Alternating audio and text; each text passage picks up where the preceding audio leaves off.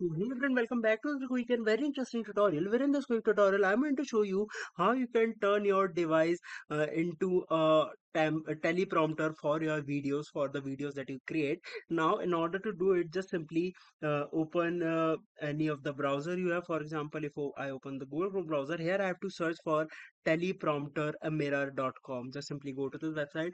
First of all, it will tell you about a mirror that you can purchase from the site if you want to that you can use as a teleprompter, or just simply go to this option that says teleprompter. Just simply tap on this option of teleprompter, and once you click over there, it will take some time depending upon your internet speed, and open a site where all you need to do is to just simply click on this option of software and hit this online teleprompter. Once you click over there, here all you need to do is to just simply write your text. You can change the font size as well. You can either upload a file as well, or text file you have, and you can change the margin as well, and start playing, and it will work like a teleprompter for you. Alright, so that's it for this tutorial. I hope this video will be helpful for you. Make sure to hit the like button and subscribe button for more such helpful and interesting tutorials. See you in the next one. Take care.